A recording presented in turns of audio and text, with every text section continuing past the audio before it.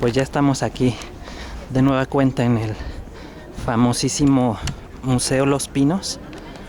Ahí está la fachada de este edificio. Como podrán darse cuenta, son un tipo de arquitectura ya retomada, por supuesto, del mundo clásico por las columnas, pero pues ya no son redondas, más bien son cuadradas, pero tratan de hacer esta forma tan clásica ya implementada. Ahora vamos al interior. Diversas exposiciones que componen este espacio. Un zompantle ahí también en la parte de arriba.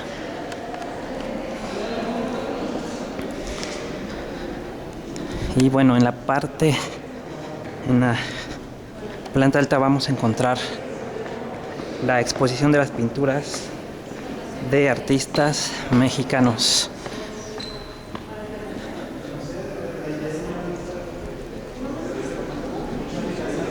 ¿Qué habría que decir de estas? Bueno, ya hemos visto que básicamente han ido transformándose a lo largo del tiempo.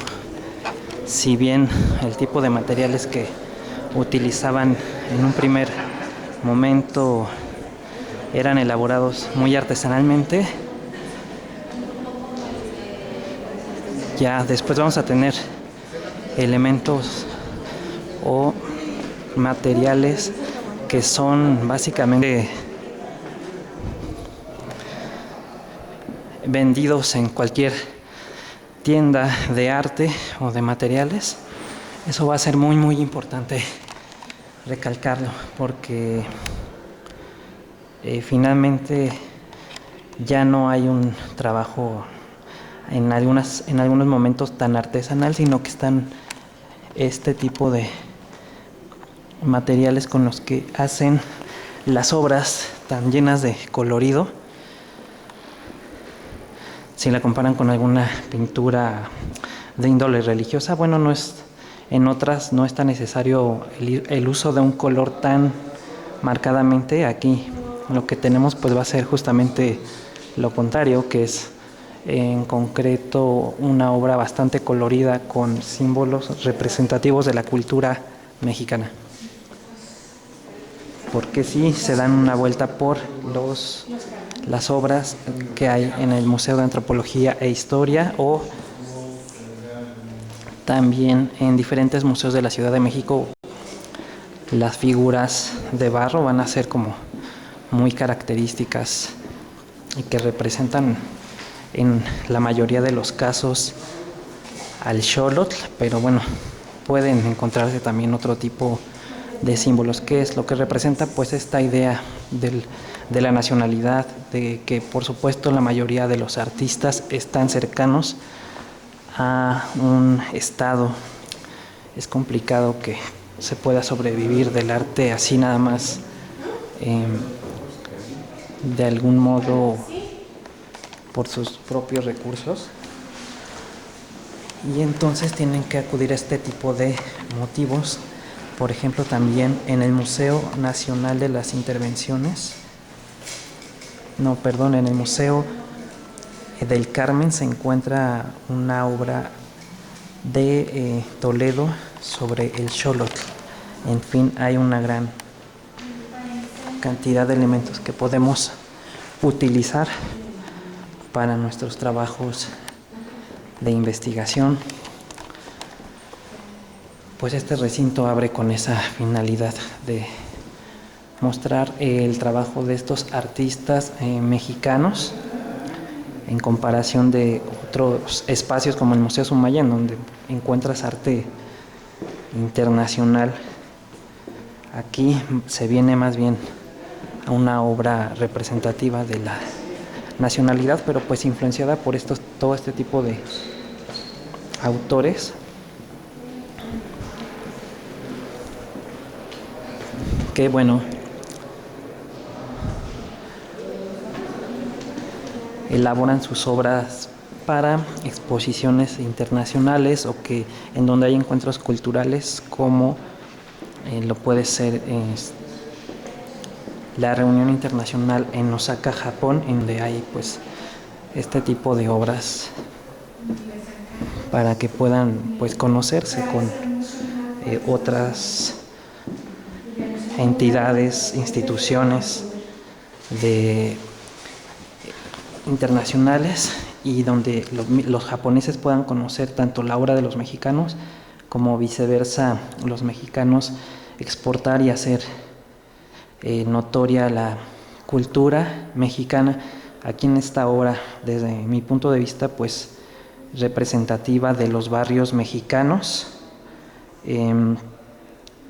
con estas paredes derruidas que a propósito el autor hace muy muy visibles a nuestros ojos. Ahí podemos ver la inscripción incluso que dice Lupe, y bueno, es simbólico porque al menos cuando transitamos por nuestra Ciudad de México, por no sé, por el centro histórico, por cerca de la Merced, pues vamos a encontrar este tipo de arquitectura, de visibilidad que se encuentra en nuestros ojos, las cantinas, pulquerías, centros de recreación tan habituales para los mexicanos. Y bueno, esa es al menos mi lectura, por eso considero que es representativa entre otras expresiones que hay. Ahí está otro de los grandes artistas o representantes mexicanos, Juan Soriano, conocido por estas representaciones hasta cierto punto fantásticas, llenas de colorido.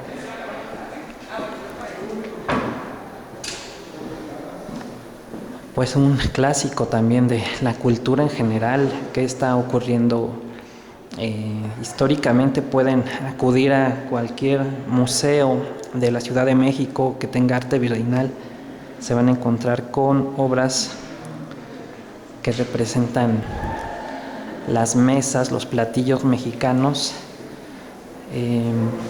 de naturaleza muerta. Aquí tenemos una manera de representar pues más con otro sentido, ¿no? Ya presuponiendo que en el siglo XX hay una gran cantidad de corrientes en el arte, y entonces tenemos una apertura en la visión. Tal vez ya no es tan necesario representar esta naturaleza muerta, estas frutas, verduras clásicas o representativas de la cultura mexicana sobre una mesa, sino que pueden ser posicionadas, expuestas, mostrando otra subjetividad, ¿no? Por ejemplo, ahí un plátano que rompe con, digámoslo, una visión realista, ¿no? Se vale a lo largo del siglo XX pues manifestar este tipo de expresiones, de ideas. De eso se trataba, ¿no? Aunque se represente algo realista o cercano obviamente a la realidad, puede ser deformado, expuesto de otra forma, representado, diríamos, en los autores que hemos revisado, pues son estas tendencias de hablar de la representación, de la narración que tienen estas obras, de lo representativo, de en qué manera se puede expresar a alguien nato de México. De ahí que sea tan importante, no sé, la obra de Francisco Toledo, ¿no? Aquí tenemos Lauro López, obra en 1993 también. Como le comentaba anteriormente, que se puede exportar el tipo de floreros que eran muy tradicionales desde la época virreinal, las aguas de sabores que se encuentra uno en el platillo mexicano, las famosas enchiladas suizas, y qué más que algo connotadamente de la época colonial, el mole. Sí, podemos hablar del mestizaje en nuestras sociedades a través de un objeto en concreto alimenticio, el mole, y eso en sus clases sobre historia de México se lo van a encontrar. Acá tenemos también Ignacio Salazar, 1993, ¿verdad? De una idea pues bastante alegórica, rompe con lo que tenemos allá, algo representativo de la cultura mexicana. De este lado hay otra cosa. Bueno, un pintor interesante, trascendental, José Chávez Morado, ¿no? No olvidemos también la arquitectura que, por ejemplo, se tiene en el Museo de Antropología e Historia, que emana de su mente. Pues aquí hay otros motivos de cómo él se lo está imaginando. Hay arquitectos, escultores que se dedican a la pintura. No es únicamente una actividad aislada, sino que tiene que ver con una complementación. El colorido, la representación de la nacionalidad mexicana, sí, en la obra sobre los objetos de barro que representan a un perro. Aquí pues ya tenemos más bien la propia representación de los espacios públicos, ¿no? Del colorido que hay. Me parece que es de Oaxaca, sí.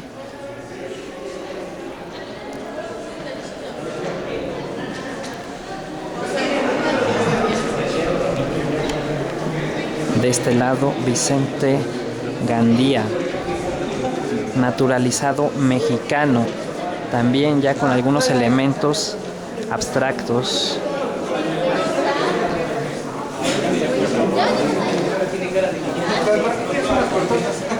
Hay al final también una obra bastante interesante, es un autor representativo, Günter Guerzo, y la geometría ahí representada.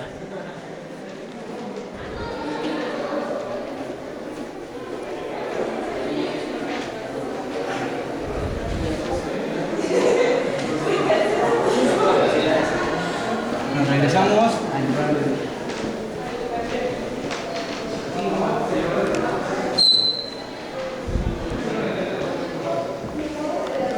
Hay visiones bastante surrealistas, pero que este color las hace parte de ese siglo XX, ya con una variedad de estilos o de formas de representar. José Luis Cuevas, que era considerado principalmente un dibujante, ¿verdad? Tiene diferentes obras, pero pues ahí está la muestra de algunas de las formas de representar,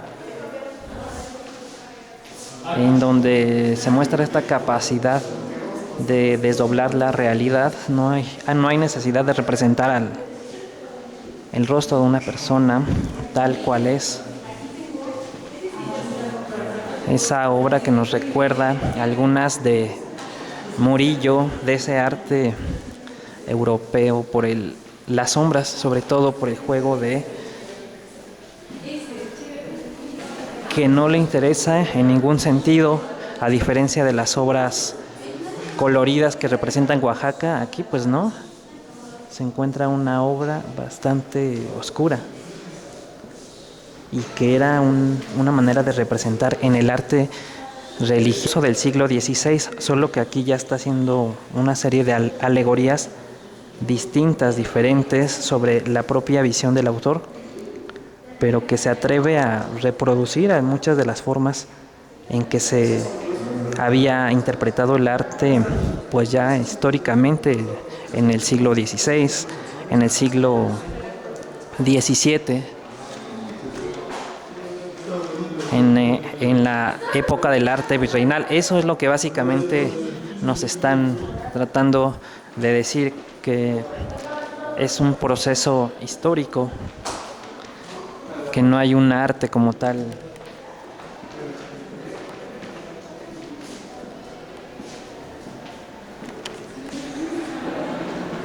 Que sea de un solo instante, sino que tiene toda una trascendencia universal.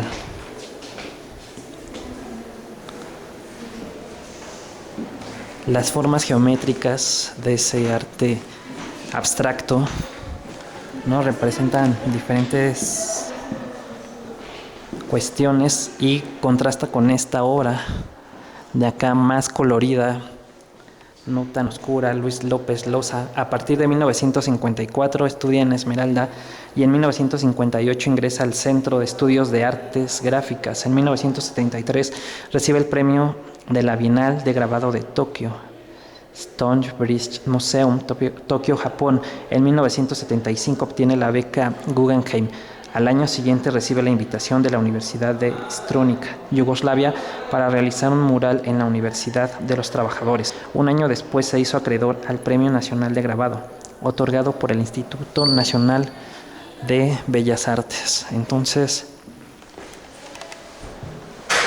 pues sí, es bastante importante encontrar los contrastes que hay de las obras que son de mexicanos, pero que están tratando de trabajar una serie de ideas que provienen normalmente de escuelas europeas, aunque aquí, por supuesto, existía la Real Academia de San Carlos, que en el siglo XIX cambió el nombre de Real Academia de San Carlos y bajo el gobierno de Santa Anna cambia hacia Museo Nacional de San Carlos, una escuela que estaba en declive, pero que durante ese gobierno toma un alce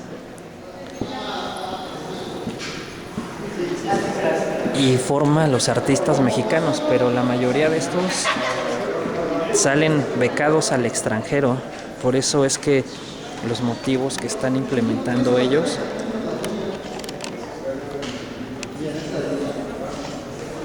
son conformados por una idea universal, ¿verdad? No hay un arte netamente mexicano, aunque represente la idiosincrasia, la cultura mexicana. Miguel Castro Leñero estudia en la Escuela Nacional de Pintura, Escultura y Grabado, La Esmeralda, y posteriormente ingresa al taller de grabado del Centro de Investigación y Experimentación Plástica de Lima. En 1986 expone individualmente en el Museo de Arte Moderno. Germán Venegas, Magdalena Tlaquitepec, estudió en la Esmeralda en 1977 a 1982. Sus exposiciones individuales se presentan en la Galería OMR y en la Wegner Gallery de Los Ángeles, California. En 1989 expone en la Galería Arte Actual Mexicano. Ok, pues ahí muchas de estas visiones del arte mexicano. Puedes justamente venir aquí a documentarte, sobre todo a compararlas. Por supuesto hay aquí mismo otras exposiciones, incluso de cerámica, de objetos del mundo prehispánico, también virreino, como lo que vamos a ver ahí a continuación. Pero nosotros venimos directamente a ver las obras de pintura para poderlas comparar con lo que hemos estudiado respecto al arte en la materia de historia universal. ¿Y por qué motivo es que es necesario visitar este tipo de recintos, de museos? Pero obviamente, pues las conclusiones que sacamos al respecto es que tenemos que visitar la diversidad de obras que están extendidas a lo largo de la Ciudad de México. No basta con esta en particular u otras tantas que podamos encontrar aquí, sino que es necesario acudir y conocer los diferentes museos. Mencioné el de Sumaya porque ahí te puedes encontrar obras de Monet y otras. Entonces son importantes porque las conocemos y entonces podemos tener un punto de vista más profundo ya pensando en visitar el arte que se hace con cierta intención en México de los pintores mexicanos. Además, las salas, ¿verdad? Antiguo recinto de la residencia, pues están bastante cómodas, amplias. Hay posibilidad de que ingresen gran cantidad de personas y sin que falte ahora sí que el espacio. Y hay museos que son más pequeñitos, que tienen espacios más sencillos. Habíamos mencionado el de Guillermo Tovar y de Teresa, por ejemplo. En fin, bueno, pues aquí vamos. En este espacio de la residencia de Los Pinos, que está ahí como parte de esta nueva área abierta al público y que puedes acceder sin ningún problema. No te piden básicamente ningún tipo de identificación. Igualmente puedes utilizar tu cámara fotográfica, de video. Ahí está, por lo que habíamos pasado, este pasillo de los presidentes, que iban desde estos últimos hasta, por ejemplo, otros bustos o esculturas también de figuras públicas como Daniel Cosío Villegas, o algunos de estos personajes políticos asesinados como Cloutier, el ingeniero Eberto Castillo también.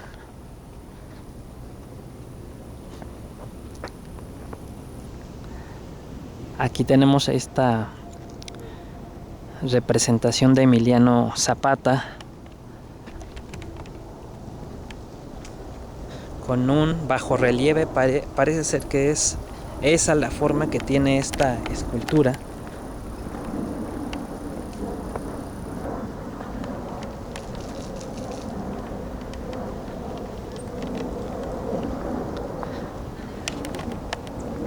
Y bueno, gracias. Con esto me despido. Sigo comunicándome por correo electrónico. Gracias.